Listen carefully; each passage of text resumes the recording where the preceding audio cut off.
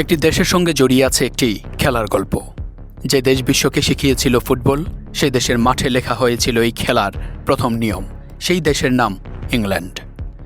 কিন্তু ইতিহাসের এক অদ্ভুত পরিহাস, যে দেশ ফুটবলকে পৃথিবীর কাছে পৌঁছে দিয়েছে, সেই দেশই প্রায় 6 দশক ধরে অপেক্ষা করছে বিশ্বকাপের দ্বিতীয় সূর্যোদয়ের জন্য। 1966, একটি বছর, একটি স্মৃতি, একটি স্বপ্ন, আর তারপর দীর্ঘ অপেক্ষা। কিন্তু 2026 কি সেই অপেক্ষার অবসানের বছর হতে পারে? প্রতিটি বিশ্বকাপেই ইংল্যান্ড আসে বিশাল প্রত্যাশা নিয়ে, কিন্তু এবার গল্পটা ভিন্ন।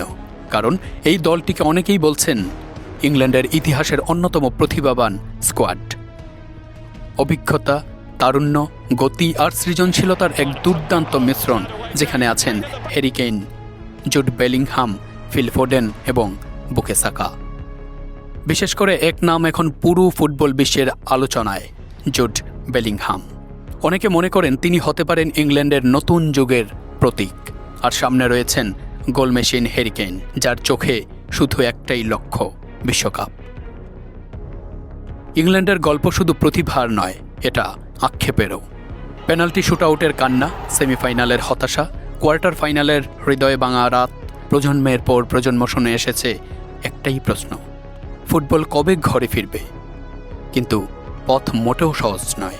চ্যাম্পিয়ন আর্জেন্টিনা প্রস্তুত, ব্রাজিল খুঁজছে হারানো গৌরব, ফ্রান্স নামছে প্রতিশোধের আগুন নিয়ে, স্পেন অপেক্ষা করছে নতুন অধ্যায়ের, আর ইংল্যান্ড, তারা অপেক্ষা করছে ইতিহাস বদলানোর।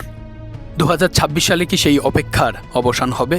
হ্যারি কেইন কি তুলবেন সেই কাঙ্ক্ষিত ট্রফি? জুড বেলিংহাম কি হবেন নতুন জাতীয় নায়ক?